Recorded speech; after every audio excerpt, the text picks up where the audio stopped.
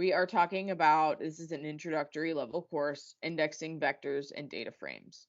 Um, so last time I taught this, I kind of did it piecemeal and taught parts of it in different classes. I wanted to make this class related to indexing only, because it's a pretty difficult concept if you've never done it before, and there were a lot of questions about it. And the second time through for the introductory classes, I really tried to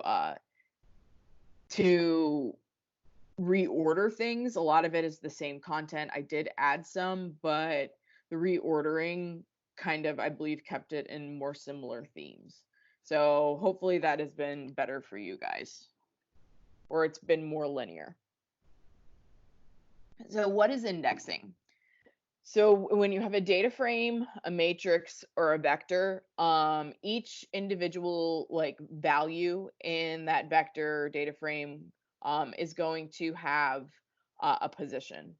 This goes for pretty much every data type in R.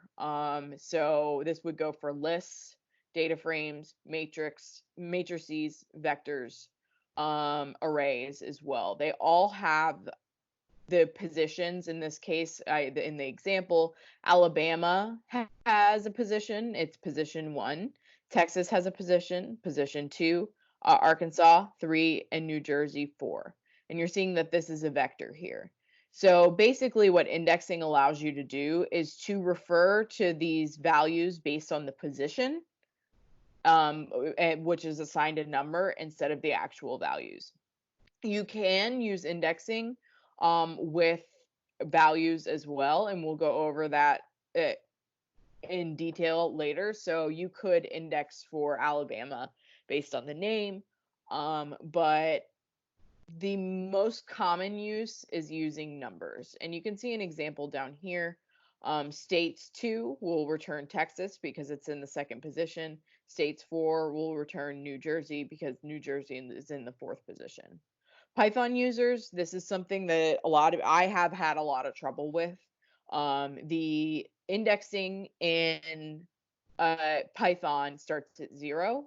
And then the other thing that is different is when you put a range, for instance, it's possibly 2 to 4, for instance, the last number will be everything is included. Like the last number is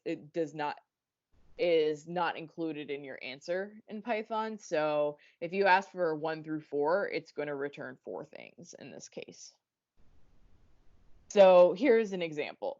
So again, we have these positions here. So to refer to more than one item, we would use the first value we want to show, with a colon, and then the last value that you would want to show. And then this will be in brackets, always in brackets, and then states is put before these brackets. And when you want to refer to multiple values, you use a colon in between. So you can see here, states 2 to 4 returns Texas, Arkansas, and New Jersey. States 1 to 2 returns of Alabama and Texas. Again, this is indexing with vectors. We're going to go over indexing with data frames and matrices in a minute. It is done differently if you want to refer to something that has more than one dimension. But I do want to start off with a very simple example, and this is still useful, and I use it very frequently. So this is what you're seeing in general for vectors. I'm going to go in real quick and just show an example. So this is the code for today. It's very similar to some of the things that you've seen in the past. I am going to clean my directory just so we can kind of start from scratch. So I'm setting my working directory here. And then in my OneDrive, so when you come in here, if you go into data, all the data files that you will need both for this particular code, I believe this is the one, and I believe factor demonstration, all of these are probably in there somewhere. And I also, for my programming classes, the introductory ones, I've been providing a practice code with solutions and with no solutions, so you can kind of practice these concepts on your own if you want to, just an extra work. So those are optional and you can do them or not do them. So I'm going to load in health demo, which is the health insurance demographic data that you'll be found in the drive, and then the factor demonstration data. We're not going over factors today. We've already done that, but this was a great demonstration data set that I had created to demonstrate how to use what missing values are and how to deal with them to some extent in a programming way. So here is another example of what I just showed in my slides. So in this case, we have male names or boys' names in a vector. So we have 5 different male names here. So this would have the position 1, 2, 3, 4, and 5. So if we wanted to, for instance, refer to the third name in the vector, we would put names and in the brackets put 3. So names 3 will return Adam because it's in the third position. Here we're asking for 2 to 4. So if we do that, we see it returns the second, third, and fourth item, and that this fourth number is inclusive. So it includes that fourth position. So that should give you a good idea of how this works in the most simplest form with vectors. Are there any more questions before I move on to indexing with values or based on values?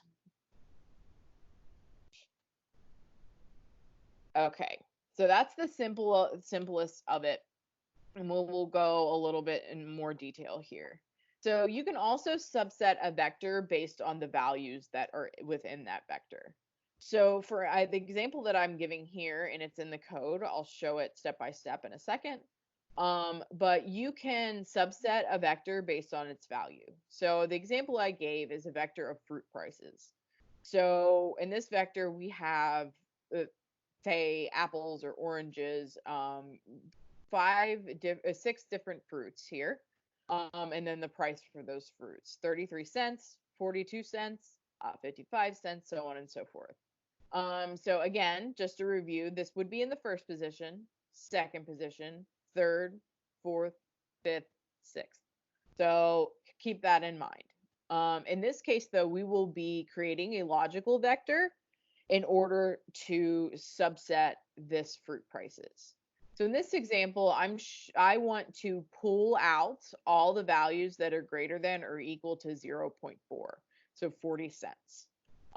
Theoretically, when we do that, it should pull out 0.42, 0.55, 0.4, and 0.6. Here you can see I'm using greater than or equals to, so it will pull 0.40 and put it in our data. So you can see here when I create this another name for a logical vector is a Boolean vector. Just the person that I learned to code with generally use this word, and I've gotten used to doing it. So we have that Boolean vector. Oh, I want to make sure yep, I am recording. I wasn't sure based on, because I had to shut down Teams. Good. So we have this logical vector. So we're asking it basically and assigning it to this Boolean value. You see you have an assignment operator here. We have fruit prices greater than or equal to 0.4. So when we do that, and I printed this Boolean value or logical vector, it will return false because this is below 0.4. True because this is above, true because this is above, false because 0.30 is below our cutoff, 0.40 is above, true, and above, true. So this basically tells you yes or no. Is this greater than or equal to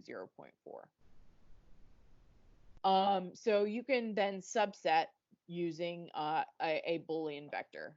This can be done in fewer steps, but I want to show in step by step how this is shown. and how this is done. So a logical vector, think of it this way, and I think I went over this when we went over data types. So just like we have with factors, remember that factors have a label, but they then have a number on the back end. So when you print a Boolean vector, you're going to have false, true, true, false, false, so on and so forth. So when you see that, you will always see true and false, but in the back end on the computer, when the computer is munging and processing that data, um, true and false is actually stored as a number. So you can think of it as 0 would be, I mean, would be false. It will, so every time you see false on the back end or when the data is analyzed by R, that will be a 0. When the data is analyzed by R and it sees true, that means a 1. So you can then leverage this in order to index. So as again, we created that Boolean vector or logical vector with prices greater than or equal to 0.4. You can then use that fruit prices, that's our original vector here. Again, you put it in brackets, and then you can put that Boolean vector that in that indexing spot. So what this is basically doing on the back end is when there is a 0, it just drops the number altogether. You can think of it kind of as multiplying by 0, gets rid of a value. And then when there's a 1, it's multiplied by 1 and it shows up. So you can think of it in that way. So this is again still vectors, so it looks different for data frames or matrices. But I will show those in just a little bit. Okay, before I move on, are there any questions about this?